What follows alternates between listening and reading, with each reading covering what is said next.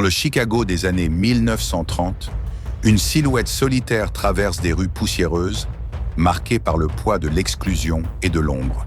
C'est Frankenstein, une créature née d'erreur et hantée par sa solitude. Il cherche quelque chose qu'il n'a jamais eu, quelqu'un qu'il pourrait appeler sien.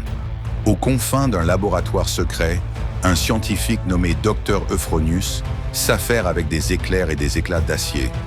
Sous le claquement des machines, une tombe est ouverte. Une femme assassinée reprend vie, secouée, désorientée, criant à l'aide dans un monde qu'elle ne reconnaît plus. Elle ouvre les yeux, confuse, sans mémoire, sans passé. Frankenstein la regarde avec une intense curiosité, puis une étincelle plus profonde. Il lui murmure qu'elle est née d'une seconde chance, d'une promesse de connexion dans un monde cruel. Elle se dresse, peinant à comprendre sa place dans cette renaissance.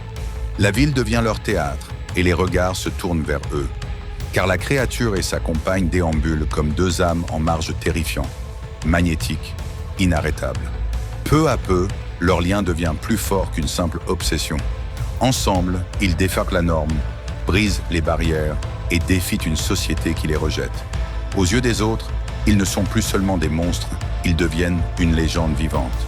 Des sirènes hurlent, les rues s'embrasent, et partout où ils passent, une révolution gronde.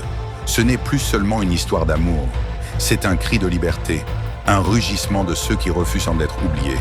C'est l'histoire de The Bride, une femme ressuscitée, puissante, farouchement vivante, prête à écrire sa propre destinée, aux côtés de celui qui l'a choisie, qui l'a aimée et qui a fait d'elle quelque chose de plus qu'une création.